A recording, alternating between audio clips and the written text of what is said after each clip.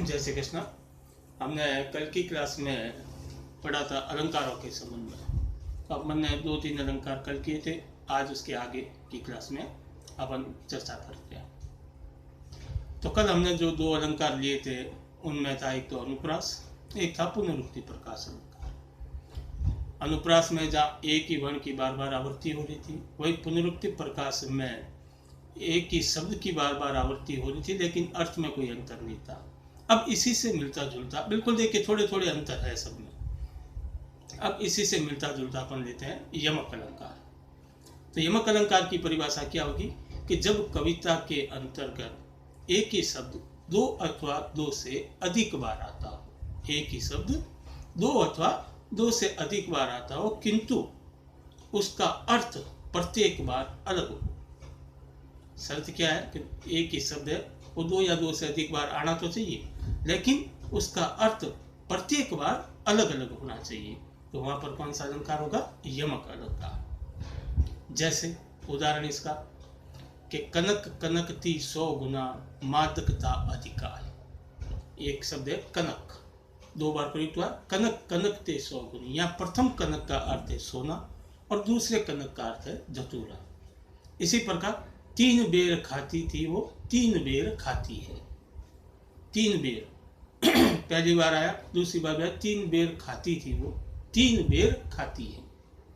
तो प्रथम 3 बेर का अर्थ है 3 समय, और द्वितीय 3 बेर का अर्थ है 3 फलों के बोर जिसे अपन कहते हैं, वो बोर या बेर जिसे अपन कहते हैं। तो शब्द एक ही है, लेकिन अलग अलग स्थानों पर प्रयुक्त होने पर उसका अर्थ भी भिन्न भिन्न होता है। तो वहां पर होता है यमक अलंकार। अब इससे मिलता जुलता अगला देखिए श्लेष अलंकार।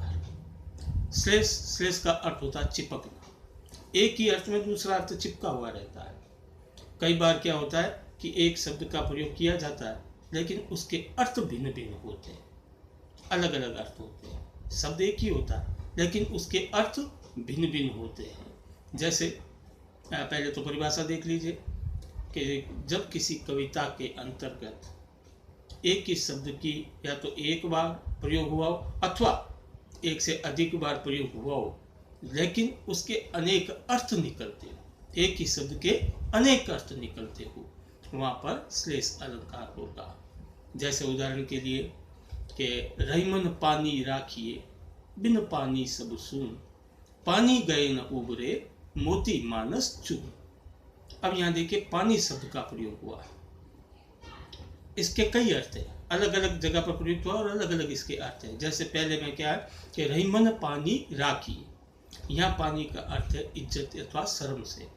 यहाँ रहीम कह रहे हैं कि मनुष्य में इज्जत अथवा शर्म होनी चाहिए। रहीमन पानी राखी, इज्जत बनाए रखना, शर्मसार बचाए रखना। बिन पानी सब सून, बिना पानी के, बिना जल के, यहाँ दूसरी बार से प्रयुक्त हुआ जल का प्रयोग। बिन पानी सब सून।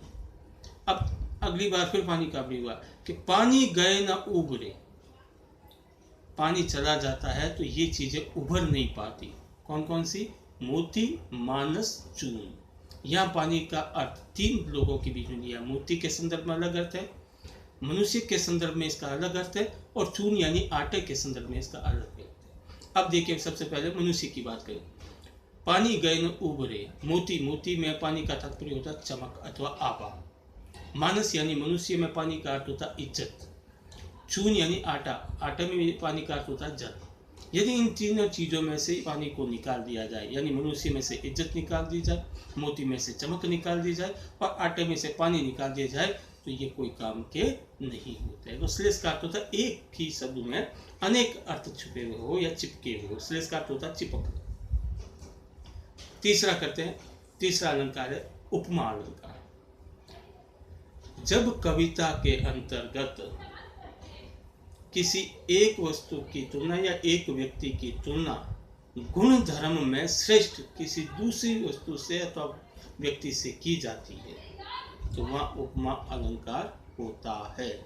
शर्त क्या है कि एक की तुलना की जाती है, और तुलना किससे की जाती है? कि जो गुण धर्म में श्रेष्ठ हो, उसके गुण धर्म में श्रेष्ठ हो। नीचे से नहीं की जाती तुलना, तुलना सदैव उच्च से की जाती है। जब कविता में इस प्रकार की बात होती हो, जैसे उदाहरण के लिए देखें तो अपन अपन कह सकते हैं कि मोहन तो बिल्कुल गधा है। अब मोहन गधा होने का तात्पर्य ये नहीं कि उसके पूंछ निकल आई है। गधा किसका प्रतीक है? मूर्खता का प्रतीक है। गुण धर्म में श्रेष्ठ कौन है? गधा श्रेष्ठ है मूर्खता में। तो मोहन की तुलना किसके साथ की गई? गधा। ये तो था एक सामान्य अवस्था। यदि कविता में इसकी बात कही जाए तो कविता में इसको किस प्रकार से उदाहरण देंगे? हरिपद पंकज। हरिपद पंकज, हरि यानी प्रभु, पद यानी पैर, पंकज यानी कमल का फूल। यानी हरि के पैर किसके समान है? पद पंकज के समान, कमल के फूल के समान है, बड़े नाजुक है, कोमल है। समुद्र सा धैर्य है, पर्वत सा शक्ति या पर्वत सी शक्ति। समुद्र सा धैर्य, धैर्य किसके समान माना गया? समुद्र के समान। समुद्र काफी धैर्यवान होता है, रोज उछाले नहीं मारता, रोज बाहर नहीं आता अपनी सीमाओं को लांघ करके, अति हो जाती तब आता, बाकी वो बहुत धैर्यवान है, अपनी सीमाओं में चलता है। तो समुद्र सा गहरा धैर्यवान, तो समुद्र सा धैर्य और पर्वत सी हिम्मत। पर्वत छोटे बड़े तो तूफान आंधियों को झेल देता, उसकी हिम्मत होती, ताकत होती।